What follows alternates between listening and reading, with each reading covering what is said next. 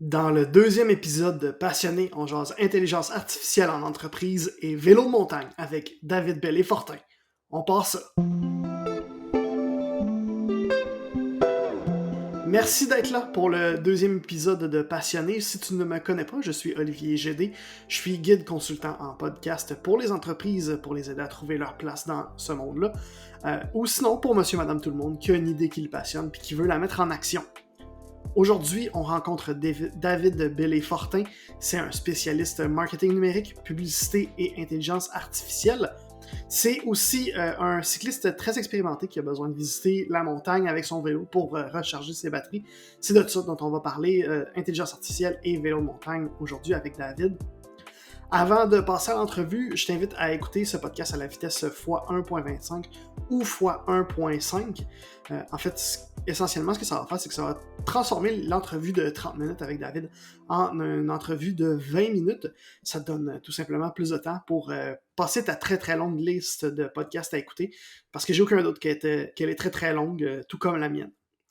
Alors, on est prêt à passer à l'entrevue avec David Bellé-Fortin. Bonne écoute! Avant de passer à l'entrevue avec David, je veux simplement t'avertir. J'ai réalisé une fois mon podcast produit au complet qu'il y avait une petite erreur dans l'assignation de l'enregistrement de mon son lorsque j'ai fait l'entrevue avec David.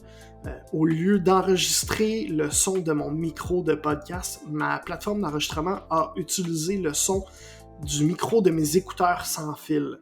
Ce qui fait que mon son à moi est un petit peu cacane. Je suis vraiment désolé. On m'entend bien, relativement bien quand même. Tu vas comprendre quand même ce que je dis. Mais c'est pas aussi bon qu'on aimerait que ce le soit. Heureusement, du côté de David, lui, il n'a pas fait cette erreur-là. Donc, son son est excellent et ses propos aussi sont passionnants. Donc, je te souhaite de quand même écouter l'épisode et de quand même apprécier ce qui suit. Bon podcast.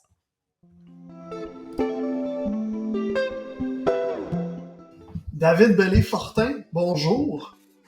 Allô Olivier, ça va bien? Oui, ça va très bien, merci.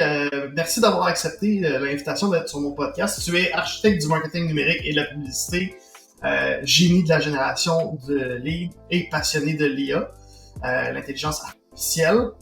C'est justement pour ça que je t'ai invité sur mon podcast Passionné aujourd'hui, pour parler d'intelligence artificielle.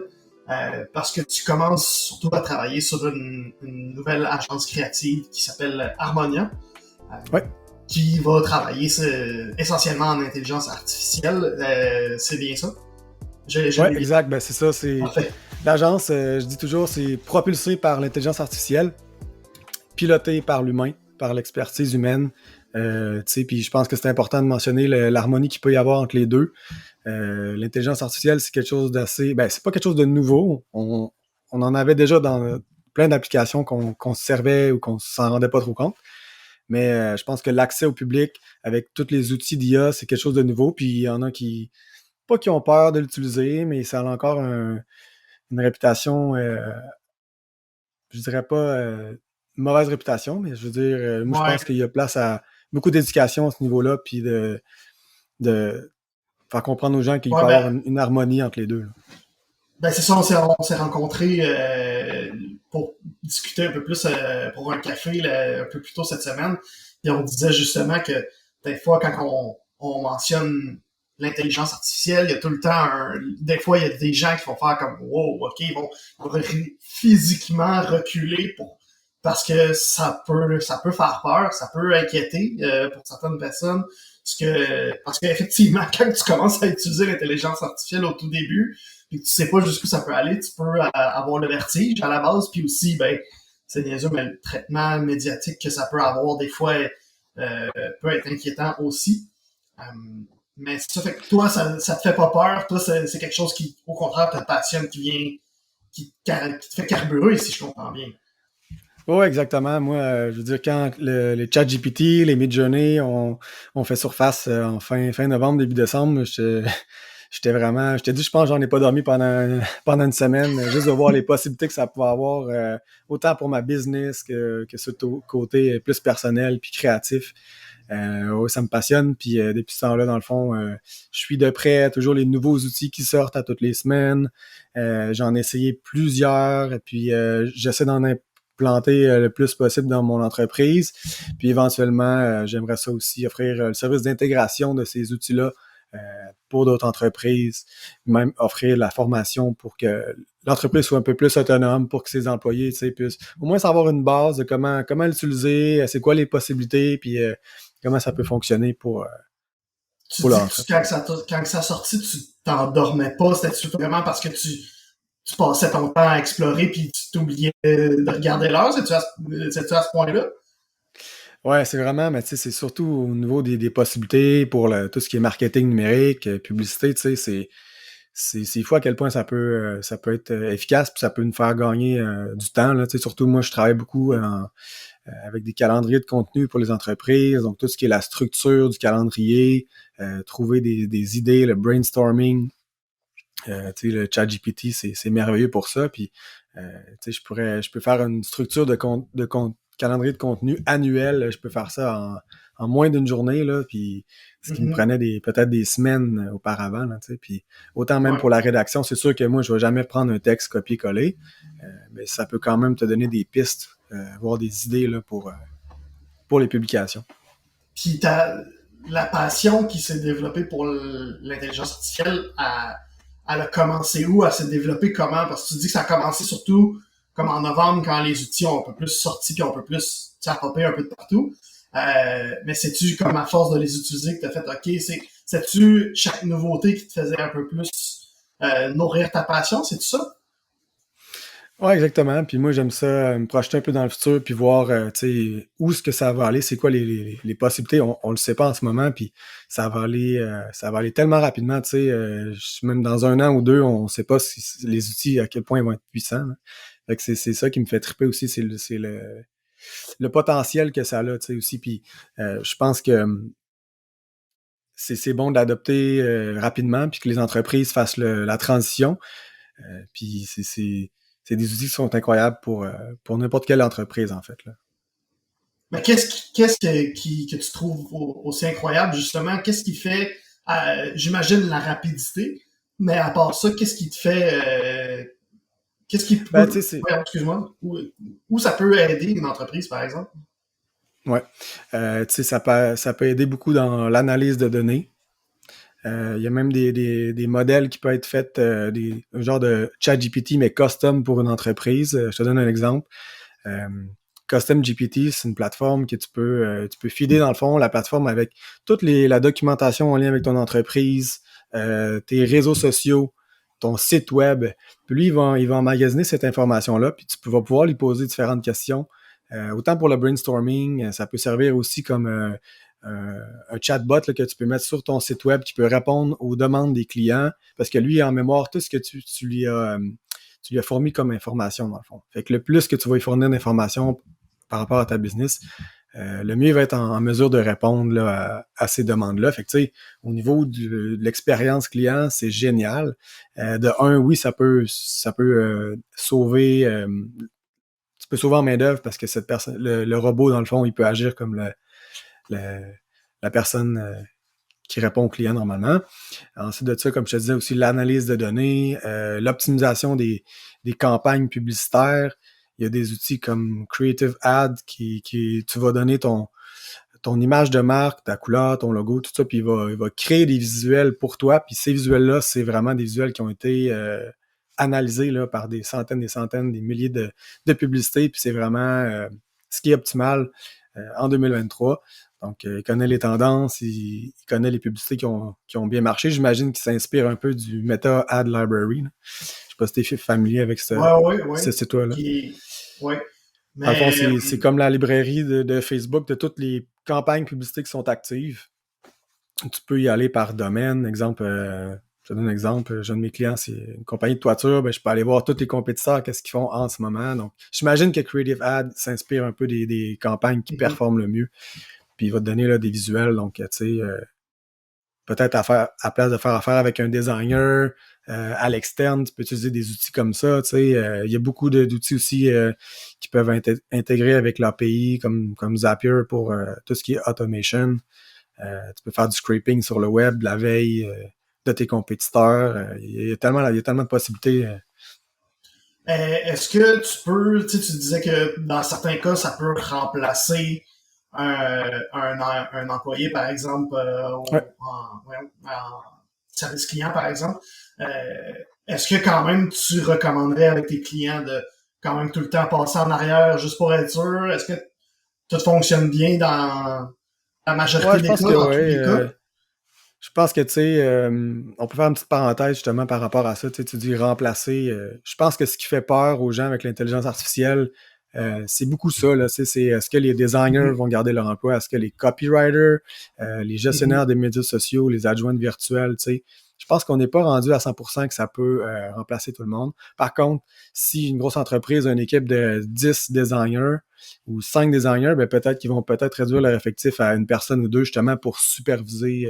Je pense que ça prend quand même un humain en arrière de ça, comme tu dis, Mhm. pour Puis, superviser tout ça. il y a aussi, par exemple, je sais qu'il y a beaucoup en comptabilité, il y a eu beaucoup de gens qui sont un peu inquiets de ça parce qu'il y a par exemple, des comptables qui se font remplacer, leurs clients décident tout simplement de remplacer leur comptable par ChatGPT ou par un autre outil du genre, puis ben, ça donne pas les résultats escomptés sans trop de surprise parce qu'il faut quand même qu'il y ait un humain qui passe en arrière pour vérifier, OK, ça a-tu de l'allure, est-ce que c'est correct? Parce que oui, l'outil est vraiment génial et fonctionne très bien, mais quand même, il se trompe des fois. Ou je sais qu'il y a beaucoup de gens là on parle de création de contenu parce que c'est ta spécialité.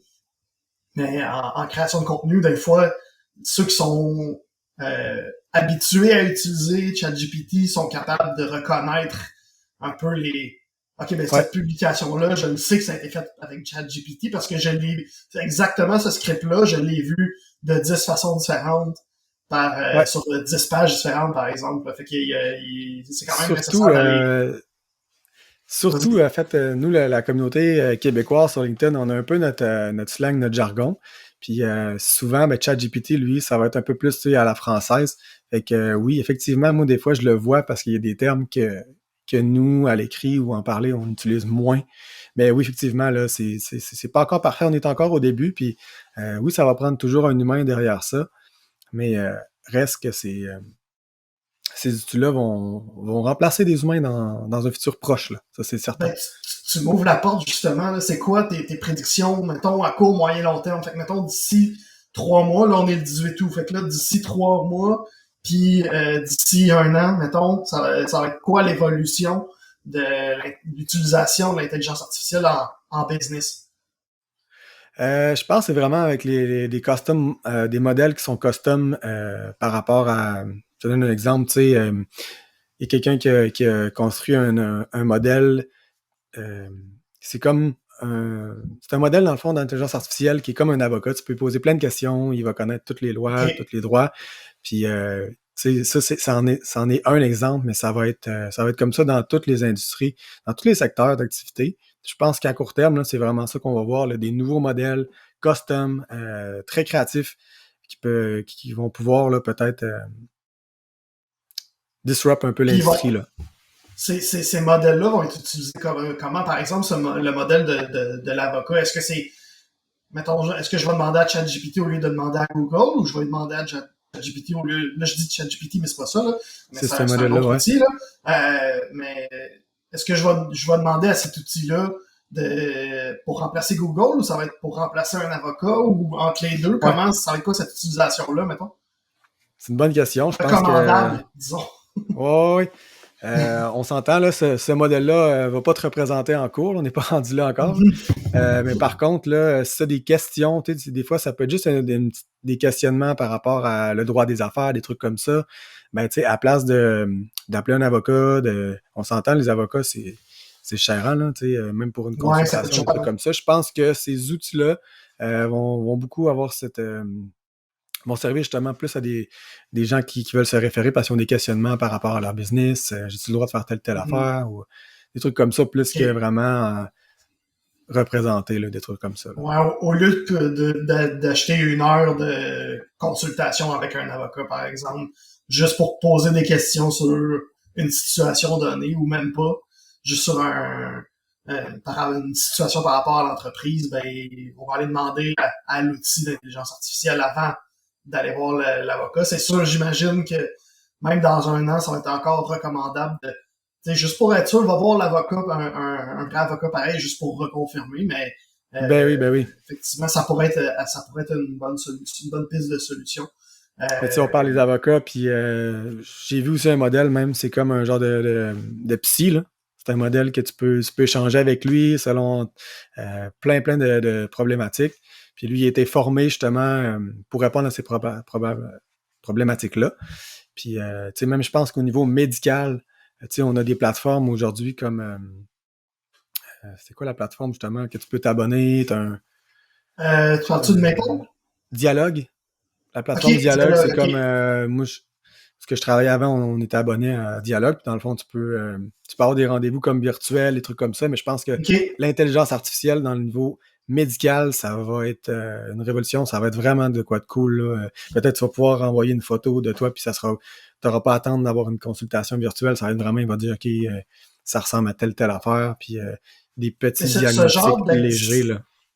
ce genre d'exemple-là, tu penses que ça va arriver d'ici combien de temps à peu près? Parce que là, ça évolue très, très, très rapidement, mais fait que, c'est peut-être une raison aussi pourquoi il y a des gens qui ont le vertige un peu, parce que il y a des nouveautés à toutes les semaines, pratiquement tous les jours. Ouais, tous les jours. Fait que cet exemple-là, par exemple, là, que la première ligne, mettons, de réponse pour aller voir un médecin ou pour aller voir un avocat, par exemple, va être de l'intelligence artificielle. Tu penses que ça va être d'ici combien de temps que ça va être normal, si on veut, si on Accessible va au le voir un public, peu ouais. partout? Ouais, accessible. Moi, je pense que ça va être très rapide, là. Je serais pas étonné que dans la prochaine année, on voit OK. un outil comme ça. Tu sais, la technologie est là, déjà là. Ça suffit juste que quelqu'un prenne ça en charge puis fasse un beau projet là, pour ce mandat-là. Mais ça va être assez rapide d'après moi. Puis on dit souvent qu'au Québec, dans à peu près toutes les sphères de la société, on est souvent en retard sur ce qui se fait aux États-Unis ou sur ce qui se fait en Europe, par exemple. Est-ce que tu sens qu'à ce niveau-là, on est autant en retard? Parce que des fois, on dit qu'on est 5-10 ans en retard. Là, je pense dans le monde du podcast en particulier que le monde du podcast est arrivé au Québec plus dans les années 2017-2018, quand aux États-Unis, ça a commencé, ça faisait 10, presque 15 ans que c'était commencé. Tu penses-tu qu'on a ce genre de retard ou qu'on réussit à être pas mal kiff-kiff par rapport C'est à une ce bonne qui se fait ailleurs? question. C'est une bonne question. Tu parles plus au niveau développement ou Ouais, ben, d'intégration? euh, oui, toutes ces réponses. Toutes tes réponses? Ouais. Au niveau développement, je sais pas honnêtement, je ne pourrais pas te répondre. Je connais pas beaucoup d'entreprises québécoises là, qui sont en train de développer. J'en ai vu quelques-unes là, dans un groupe Facebook là, d'intelligence artificielle au Québec. Mais à partir du moment qu'une application internationale est disponible sur l'App Store, je pense que si l'application est vraiment elle ajoute vraiment une valeur ajoutée, ça sera pas long qu'on va l'avoir au Québec aussi. OK. Puis, si on revient un peu plus à Harmonia, agence créative, là, de ce que j'ai compris, c'était encore un peu en phase de développement. Tu travailles et t'exécutes un petit peu. C'est quoi, si, mettons, moi, j'arrive demain matin avec, j'ai une entreprise, je sais pas, moi, une entreprise je suis un entrepreneur général. Euh, j'ai une petite business, là, moi et 3 gars qui forment mon équipe, qui ont fait de la rénovation dans des maisons là, ici et là. Ce serait quoi les pistes de... Qu'est-ce que tu pourrais m'offrir? Qu'est-ce qu'Harmonia Agence Créative, en termes d'intelligence artificielle, va pouvoir Ouais. offrir à ce type d'entreprise-là? Ben, Harmonia Agence Créative, dans le fond, notre offre de service est assez variée. C'est un choix que j'ai fait au lieu de me nicher. On entend souvent en marketing, en vente, tu dois te nicher, puis le plus possible. Il y a des pour, il y a des contre dans les deux cas. C'est sûr qu'en te nichant puis en te positionnant, tu es vu plus comme une autorité dans ton domaine. Puis tu peux peut-être charger plus cher pour ces services-là. Tu sais, moi, ça fait quand même 10 ans que je suis dans le domaine, donc tu sais, j'ai appris beaucoup. J'ai travaillé 3-4 ans en vente. J'ai été créateur de contenu en agence, donc tout ce qui est gestion des réseaux sociaux. J'étais dans une agence de pub aussi, fait que où j'étais gestionnaire de comptes publicitaires. J'ai fait du développement web avec, pas en tant que développeur, mais avec des web builders comme Webflow, comme Mhm. WordPress, des trucs comme ça. J'ai fait aussi du marketing RH aussi. J'ai travaillé pour une agence de recrutement, puis je m'occupais vraiment de tout ce qui était contenu marketing RH. Donc, la rédaction des offres d'emploi, les campagnes qui entourent ça, puis tout ce qui est le contenu marque employeur. Donc, ça, c'est quelque chose que j'ajoute aussi à mon offre de service. J'ai un partenaire qui fait de la vidéo, qui est sa business, Lens Brothers. On travaille ensemble depuis plus qu'1 an. Fait que lui, c'est sûr que tout ce qui est contenu visuel, c'est lui qui s'en occupe. Donc, photo, vidéo. Donc, ça, c'est un gros plus à l'agence parce que dans le fond, moi, c'est pas quelque chose que C'est pas c'était, ta force, si on veut, c'est pas ta zone de c'était, génie. j'en ai fait la vidéo, mais tu sais, lui, c'est vraiment, il est à l'école de cinéma, c'est un professionnel. Fait que super content de travailler avec lui. Puis j'essaie de m'entourer le plus possible. Tu sais, quand je dis agence créative, j'ai pas l'intention d'avoir des employés. Je veux m'entourer soit de freelance, des passionnés, des gens qui ont leur petite business. Puis on peut mixer nos offres de services. C'est vraiment vers là que je veux m'en aller. Tu sais. Puis au niveau de l'intelligence artificielle, là, c'est sûr que c'est un service il n'y a pas encore une forte demande. Moi, je pense que c'est plus au niveau, je vais devoir faire beaucoup d'éducation, de la formation. J'aimerais peut-être lancer un podcast aussi autour de l'intelligence artificielle. Mais pour les services d'Harmonia, par rapport à l'intelligence artificielle, c'est des chatbots intelligents, comme je vous ai parlé un peu, qui sont propulsés par l'intelligence artificielle. Ensuite de Fait que ça, mettons sur le site web, mettons, au lieu d'avoir la boîte de messagerie Facebook Messenger, par exemple, on aurait un chatbot qui est géré par une intelligence artificielle. En première exactement. ligne. OK. En première ligne. Donc ça, c'est vraiment ça que je veux pousser le plus. Et puis, en intégration d'outils en entreprise, donc il y aurait un petit audit à faire, à voir c'est quoi leur système, leur processus à l'interne, quels outils ils utilisent, c'est quoi leur opération au day-to-day. Puis moi, après ça, je vais voir, OK, quel outil je pourrais leur conseiller, intégrer dans leur business, qui pourrait augmenter leur rentabilité, efficacité. Et puis, OK. en amont, offrir de la formation aux employés pour qu'ils puissent être autonomes, puis se servir de ces outils-là par eux-mêmes. Puis est-ce que Donc, ça, c'est vraiment là que... on comprend que ta spécialité, c'est vraiment le marketing de contenu, la création de contenu. Est-ce que tu vas juste proposer des solutions d'intelligence artificielle à ce niveau-là ou tu vas aller plus large aussi si l'entreprise dont je te parlais qui est en construction, a des besoins plus au niveau de la comptabilité ou de la génération de leads, est-ce que tu vas avoir aussi des solutions à ce niveau-là ou tu te concentres vraiment, tu t'as dit que tu te nichais pas tantôt, mais est-ce que tu te niches quand même un petit peu dans le marketing numérique ou c'est vraiment au sens large?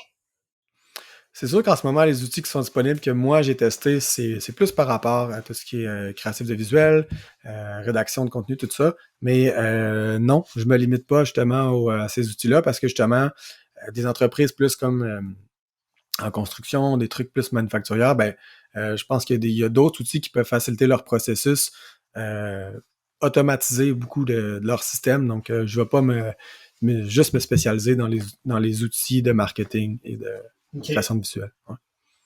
Parfait. On va passer maintenant à la deuxième passion, si on veut, parce que le concept de mon podcast passionné, ben, c'est d'aller chercher, de parler d'une première passion qui carbure un créateur ou un entrepreneur au quotidien.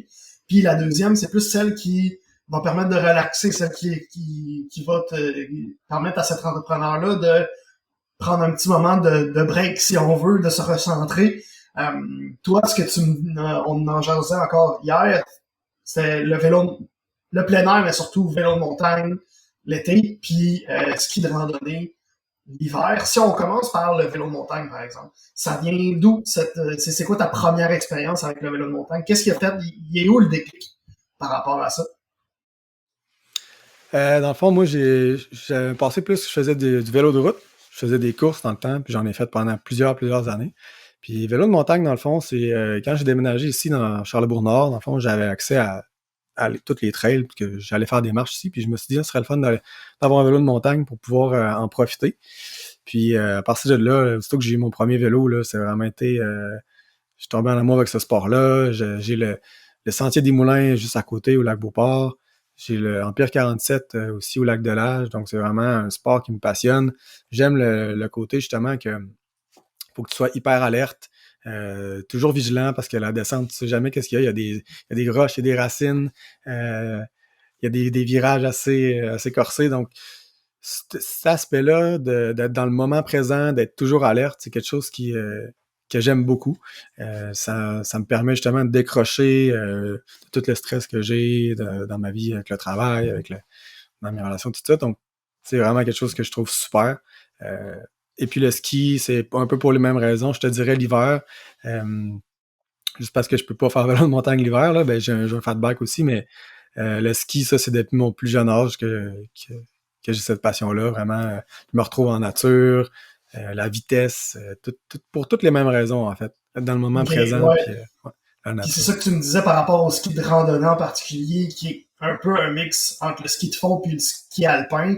C'est que justement, t'as comme un peu le meilleur des deux mondes. Tu vas monter tu vas vraiment Ouais, monter une montagne avec tes pots en dessous de tes gros skis super larges.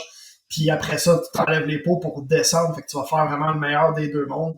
Fait que j'imagine qu'il y a ça aussi, il y a le niveau d'alerte que tu as besoin en vélo de montagne, en ski de randonnée, tu dois l'avoir aussi pour t'assurer en montant, ben c'est où le meilleur chemin pour monter, puis par où ça va être le plus facile ou le plus difficile, puis en descendant surtout par où il faut passer pour pas se retrouver la face dans un arbre, mettons.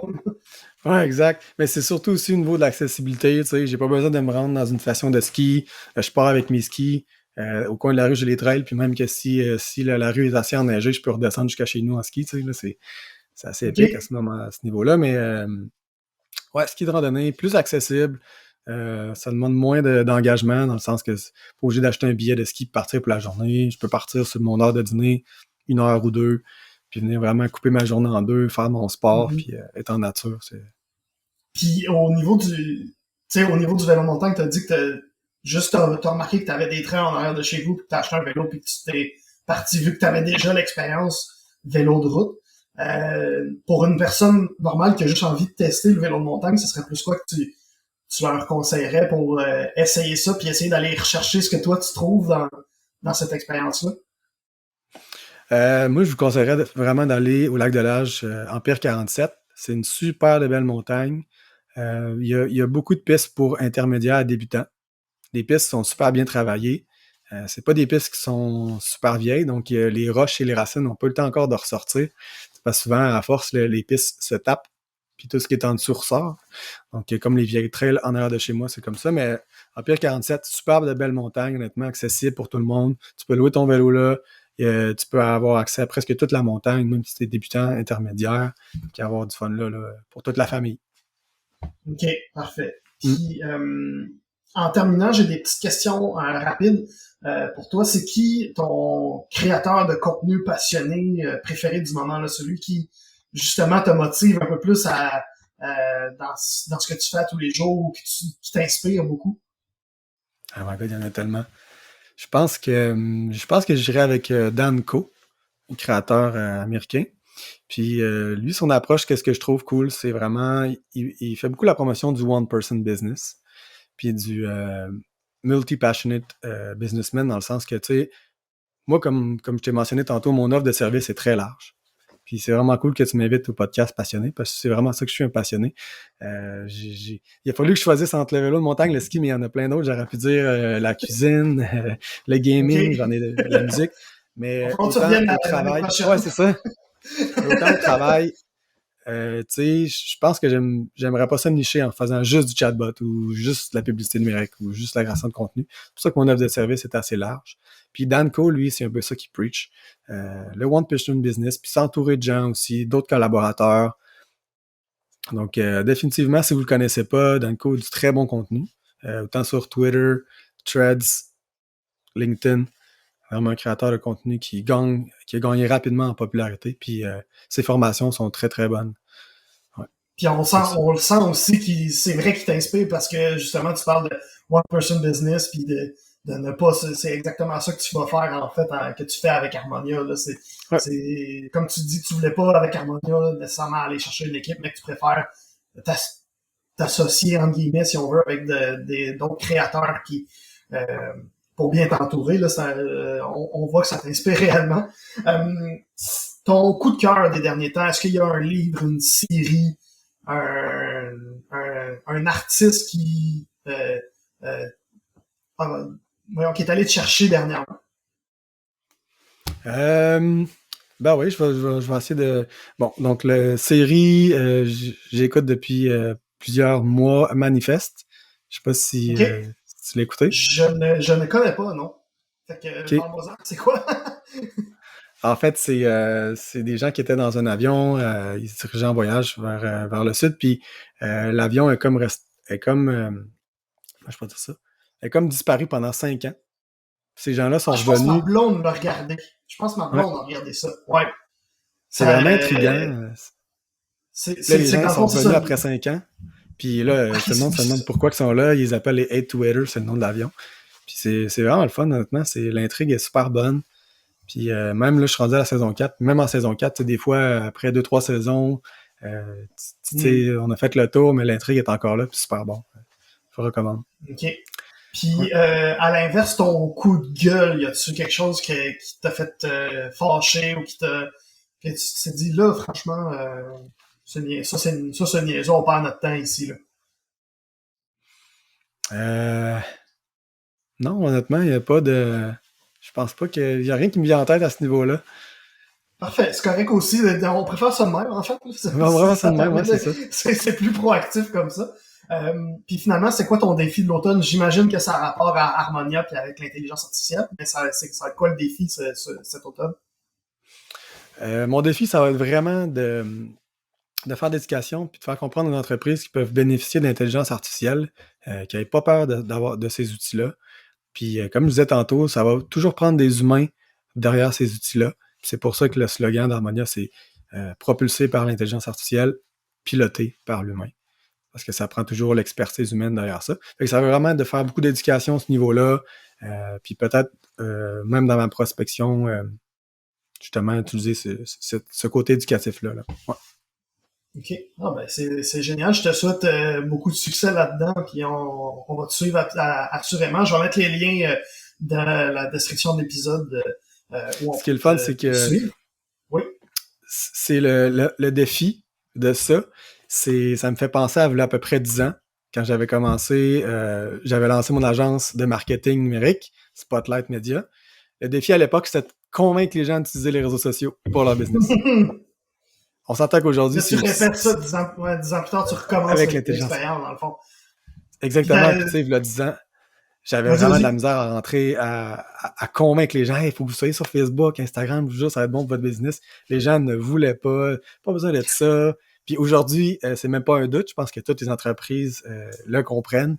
Puis je le vois quand je fais la prospection, j'ai pu à convaincre les gens de ça. Là, par contre, c'est la même chose, mais avec l'intelligence artificielle. Ouais. Fait qu'on va c'est un beau défi. Fait que au moins, t'es déjà passé par là. La trail est quasiment déjà faite. Il te reste juste à répéter un peu ce que t'avais fait. Fait qu'on va quand même te souhaiter beaucoup de succès. Puis on va te suivre, comme je disais, par les liens que je vais placer dans la description de l'épisode. Merci beaucoup, David Bellé-Fortin, d'avoir participé à Passionné. Ça me fait super plaisir.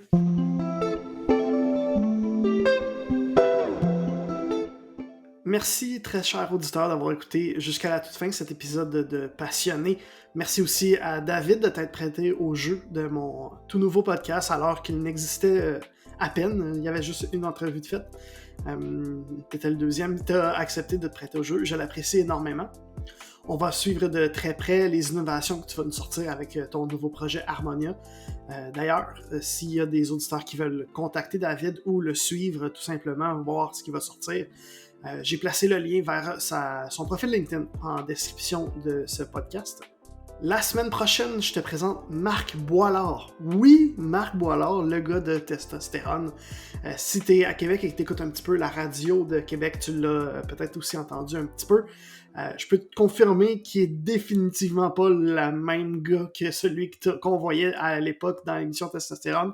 En fait, je suis convaincu que tu vas avoir quelques surprises en l'écoutant. Si tu ne veux pas manquer ça, assure-toi de t'abonner sur ta plateforme préférée, Apple Podcasts, Spotify, YouTube ou Balado Québec. Encore une fois, merci d'avoir été là. On se reparle mercredi.